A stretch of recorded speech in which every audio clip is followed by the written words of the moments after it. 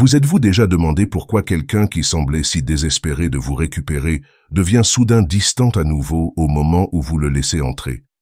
Pourquoi ils vous poursuivent quand vous êtes parti, mais fuient quand vous êtes proche? Si vous vous êtes déjà retrouvé pris dans ce cycle épuisant avec quelqu'un qui continue de revenir dans votre vie seulement pour disparaître à nouveau, vous n'êtes pas seul. Et plus important, vous n'êtes pas fou de vous sentir confus par ce motif. Aujourd'hui, nous allons découvrir la psychologie derrière pourquoi les personnes évitantes semblent toujours revenir, mais ne restent jamais vraiment. À la fin de cette vidéo, vous comprendrez exactement ce qui motive ce comportement, pourquoi il semble si convaincant à la fois pour vous et pour eux, et plus important, comment vous protéger d'être pris au piège dans ce cycle à nouveau. Mais d'abord, laissez-moi vous demander quelque chose. Combien de fois avez-vous entendu ces mots « J'ai fait une erreur, tu me manques ». Je veux essayer à nouveau, seulement pour vous retrouver exactement où vous avez commencé des semaines ou des mois plus tard. Si cela vous semble familier, continuez à regarder, parce que ce que je m'apprête à partager changera pour toujours votre façon de voir ces situations. Maintenant, pour comprendre ce motif exaspérant, nous devons le décomposer en parties. Commençons par la première partie de ce puzzle.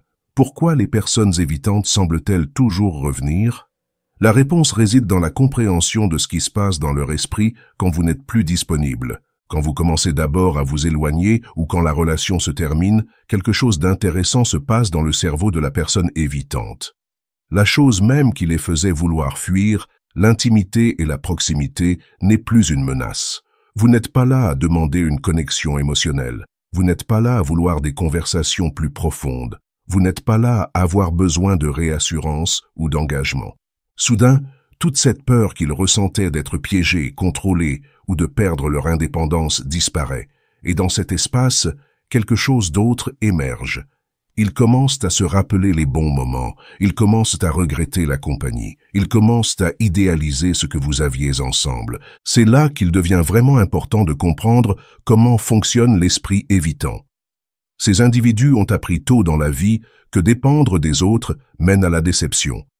Peut-être que leurs soignants étaient incohérents, émotionnellement indisponibles, ou les faisaient sentir que leurs besoins étaient trop.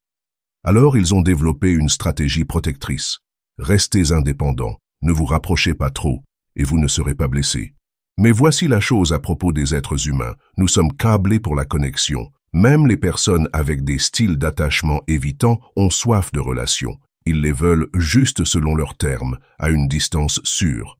Alors, quand vous êtes parti, cette distance semble parfaite. Ils peuvent vous regretter sans se sentir menacés par votre présence. C'est pourquoi ils reviennent toujours avec une telle intensité. Ils se sont convaincus que cette fois sera différente. Ils ont oublié pourquoi ils sont partis en premier lieu parce que ces déclencheurs, le besoin d'intimité, de disponibilité émotionnelle, d'engagement, ne sont pas présents quand vous n'êtes pas là.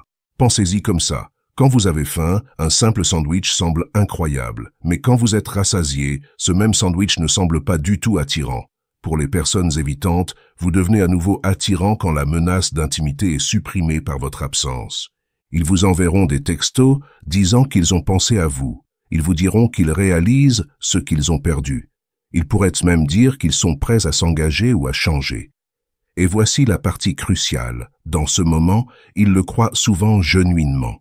Ce n'est pas nécessairement de la manipulation, bien que les faits puissent sembler manipulateurs. C'est leur système évitant temporairement détendu parce que la menace perçue est partie. Pendant votre absence, ils ont eu le temps de traiter la relation sans se sentir submergés.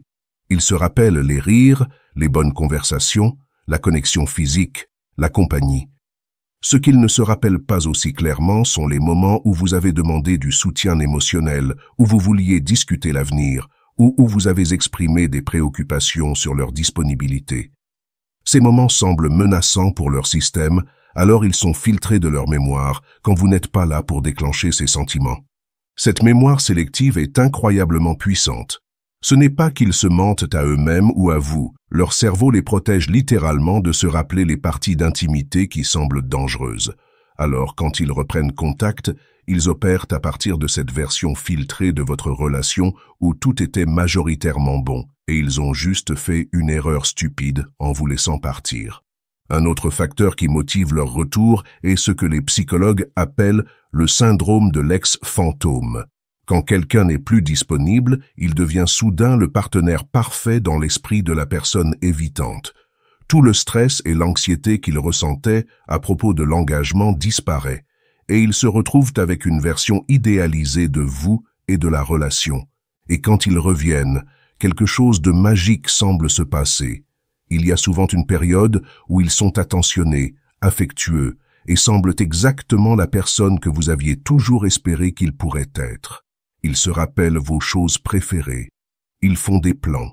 Ils parlent de l'avenir. Pendant un moment, cela semble un rêve devenu réalité.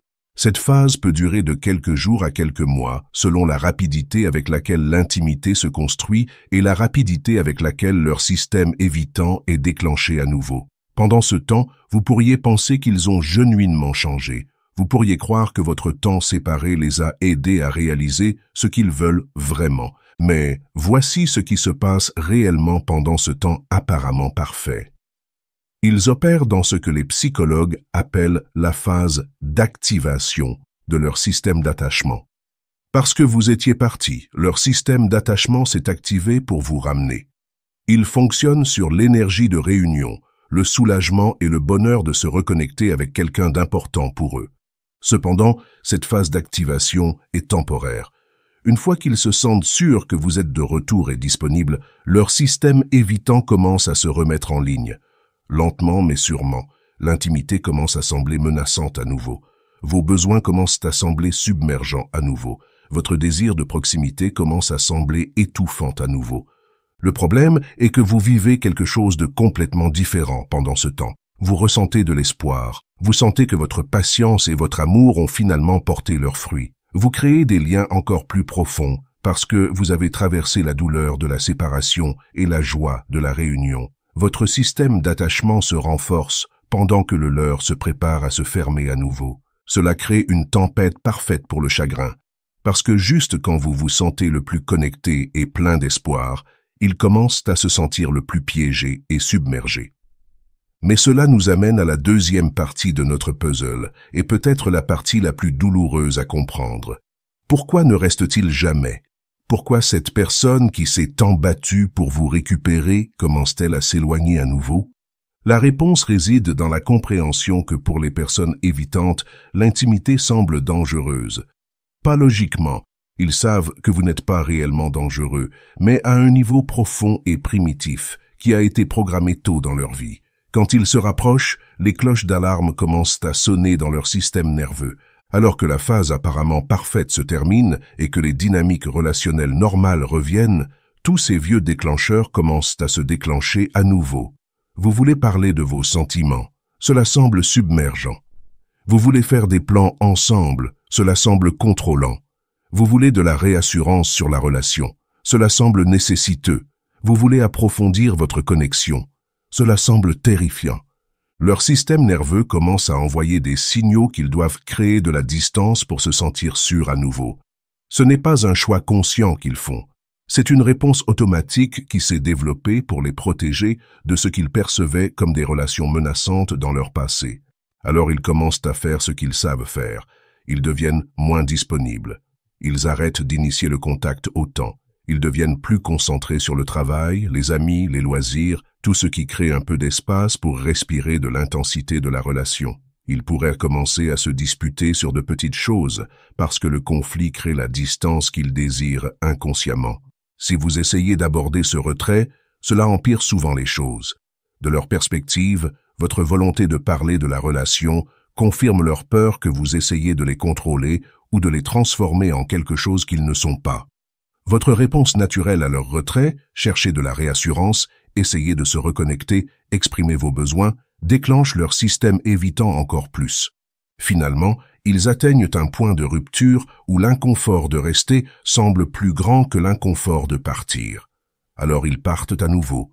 Ils pourraient vous faire du ghosting, déclencher une dispute et l'utiliser comme excuse pour mettre fin aux choses ou simplement annoncer qu'ils ont besoin d'espace. Mais ils partent, vous laissant souvent complètement confus sur ce qui a mal tourné. L'ironie cruelle est que les mêmes choses qui les ont fait revenir Vous regrettez, idéalisez la relation, oubliez pourquoi ils sont partis, recommence le cycle une fois qu'ils sont partis. Maintenant, vous vous demandez peut-être ce qui se passe vraiment dans leur esprit pendant tout cela. Pour vraiment comprendre ce motif, nous devons regarder ce qui se passe psychologiquement pour les personnes évitantes. Leur système d'attachement fonctionne différemment du vôtre probablement. La plupart des personnes avec des styles d'attachement sécurisés se sentent plus sûres quand elles sont proches de leurs proches. Proximité égale sécurité. Mais pour les personnes évitantes, proximité égale souvent danger. Ils ont appris tôt que se rapprocher trop des autres mène à la blessure, la déception ou la perte de soi. Cela crée ce que les psychologues appellent un conflit approche-évitement. Une partie d'eux veut genuinement la connexion et l'amour, mais une autre partie d'eux voit cette même connexion comme une menace à leur survie. Alors, ils sont constamment pris entre se déplacer vers vous et s'éloigner de vous. Quand ils sont loin de vous, le système d'approche est plus fort parce qu'il n'y a pas de menace immédiate. Ils peuvent vous regretter en sécurité et vous vouloir de retour. Mais quand ils sont avec vous, le système d'évitement devient plus fort parce que maintenant, la menace perçue d'intimité est réelle et présente. C'est pourquoi ils peuvent sembler deux personnes complètement différentes. La personne qui vous veut désespérément de retour et la personne qui ne peut pas attendre de s'éloigner de vous. En un sens très réel, ils sont deux personnes différentes, selon quelle partie de leur système d'attachement est activée. Comprendre cela n'excuse pas le comportement ou ne signifie pas que vous devriez l'accepter, mais cela aide à expliquer pourquoi ce motif est si cohérent et pourquoi il semble si confus à vivre. Mais voici ce qui rend cette situation encore plus compliquée. Ce motif n'est pas juste difficile pour vous. Il est en fait conçu d'une façon qui le rend incroyablement difficile de s'en éloigner. Laissez-moi expliquer pourquoi ce motif est si addictif, à la fois pour eux et pour vous. Pour la personne évitante, ce cycle répond parfaitement à leurs besoins psychologiques. Ils obtiennent la connexion sans avoir à s'y engager pleinement. Ils obtiennent la validation d'être voulus sans avoir à risquer d'être vraiment vulnérables. Ils arrivent à se sentir importants pour quelqu'un sans avoir à se rendre consistamment disponibles. C'est comme avoir une relation selon leurs termes, tous les bénéfices avec un risque minimal. Quand cela devient trop intense, ils peuvent partir. Quand ils le regrettent, ils peuvent revenir.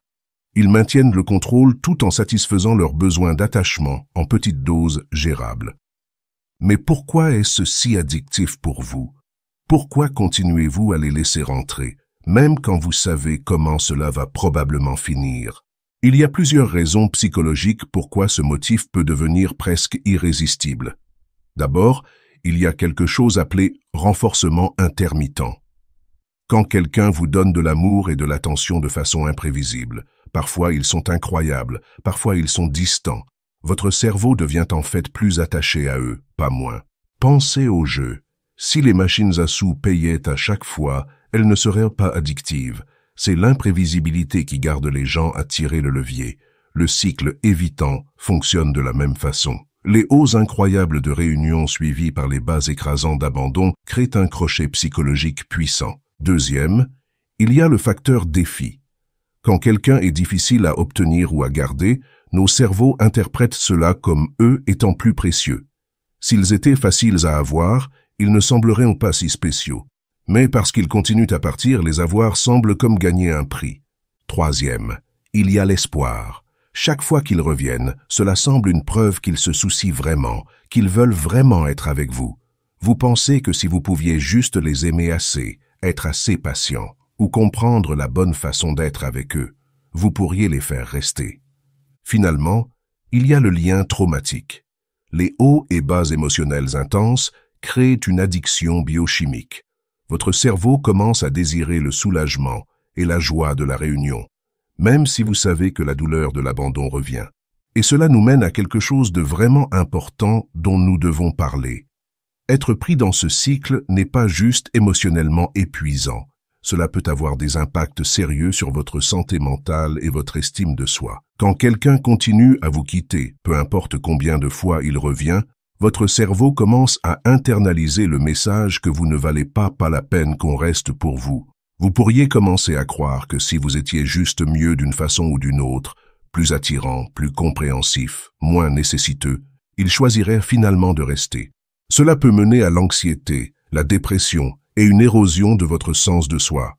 Vous pourriez vous retrouver à marcher sur des coquilles d'œufs, essayant d'être le partenaire parfait pour qu'il ne parte pas à nouveau. Vous pourriez commencer à supprimer vos propres besoins et sentiments pour éviter de déclencher leur évitement.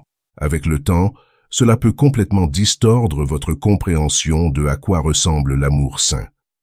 Vous pourriez commencer à croire que l'amour est supposé être si difficile, si incertain, si douloureux. Vous pourriez perdre le contact avec votre propre valeur et ce que vous méritez dans une relation.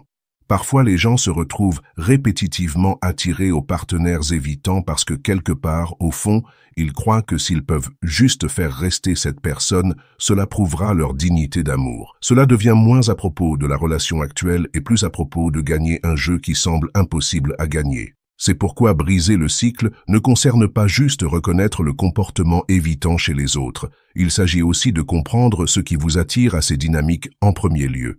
Qu'est-ce qui à propos de la poursuite semble convaincant? Qu'est-ce qui à propos de gagner l'amour de quelqu'un semble plus précieux que recevoir l'affection librement donnée de quelqu'un? Alors, la question devient, comment vous libérez-vous de ce motif épuisant? Parce que voici la vérité qui pourrait être difficile à entendre, mais que vous devez comprendre. La première étape est de comprendre que vous ne pouvez pas changer le style d'attachement d'une personne évitante par l'amour, la patience ou être le partenaire parfait. Leur évitement ne concerne pas vous, il concerne leur propre relation interne avec l'intimité qui s'est formée bien avant qu'ils vous rencontrent. Cela signifie que peu importe ce que vous faites différemment, le résultat sera probablement le même à moins qu'ils fassent un travail significatif sur eux-mêmes, habituellement avec de l'aide professionnelle. Et ce travail doit être motivé par leur propre désir de changer, pas par leur désir de vous garder. La deuxième étape est de reconnaître vos propres motifs. Qu'est-ce qui, à propos de ce cycle, vous garde engagé? Essayez-vous de prouver votre valeur en les faisant rester? Êtes-vous accro à l'intensité? Croyez-vous que c'est ce que l'amour est supposé ressentir? Comprendre votre propre psychologie est crucial pour vous libérer. Troisième, vous devez établir et maintenir des limites. Cela signifie décider ce que vous accepterez et n'accepterez pas, et vous en tenir à ces décisions même quand ils reviennent avec des promesses et des déclarations d'amour. Cela signifie être disposé à les perdre définitivement plutôt que de continuer à vous perdre dans le cycle. Quatrième, concentrez-vous sur construire votre propre attachement sécurisé. Cela signifie souvent travailler sur votre relation avec vous-même, guérir vos propres blessures d'attachement et apprendre à quoi ressemble réellement l'amour sain. Quand vous comprenez vraiment votre valeur, vous ne serez pas disposé à accepter des miettes d'affection de quelqu'un qui ne peut pas se montrer pleinement pour vous. Une partie de construire l'attachement sécurisé signifie apprendre à faire confiance à vos propres perceptions et sentiments. Si quelque chose semble mal dans une relation, faites confiance à ce sentiment. Ne laissez pas les mots de quelqu'un d'autre supplanter votre propre expérience de leurs actions. Les personnes sécurisées n'ont pas besoin de convaincre les autres de rester. Elles créent des relations où les gens veulent rester. Maintenant, avant de conclure, il est important d'aborder quelque chose que beaucoup de gens se demandent. Les personnes évitantes peuvent-elles réellement changer? Et si oui, comment pouvez-vous dire la différence entre un vrai changement et un autre faux départ? La réponse est oui. Les personnes évitantes peuvent changer, mais cela nécessite une conscience de soi significative et habituellement de l'aide professionnelle. Le vrai changement ne se passe pas du jour au lendemain et ne se passe pas juste parce qu'ils vous regrettent ou réalisent ce qu'ils ont perdu. Le vrai changement ressemble à quelqu'un prenant la responsabilité de ses motifs sans blâmer son passé ou ses partenaires. Cela ressemble à eux travaillant activement avec un thérapeute qui se spécialise dans les questions d'attachement. Cela ressemble à eux étant capables de rester présents pendant les conversations difficiles au lieu de se fermer ou de fuir. Plus important, le vrai changement signifie qu'ils arrêtent d'utiliser le cycle lui-même. Quelqu'un qui a genuinement adressé son évitement ne continuera pas à partir et revenir. Ils travailleront à travers leur inconfort avec l'intimité au lieu de fuir de celle-ci. Si une personne évitante dans votre vie prétend avoir changé, regardez leurs actions dans le temps, pas leurs mots dans le moment. Montrent-ils consistamment différemment? Font-ils le travail même quand c'est difficile? Sont-ils capables de communiquer sur leurs sentiments et peurs au lieu de juste les jouer?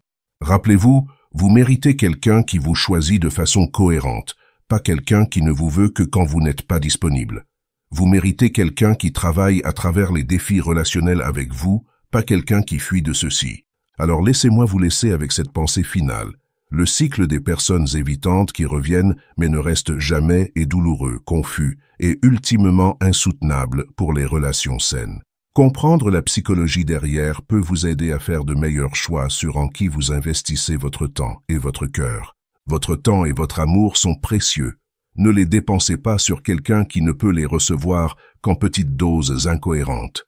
Il y a des gens là-bas qui non seulement reviendront, mais choisiront de rester, travailleront à travers les défis avec vous et construiront quelque chose de réel et durable. Vous ne méritez rien de moins que quelqu'un qui voit votre valeur et choisit de rester non seulement quand c'est facile, mais surtout quand c'est difficile.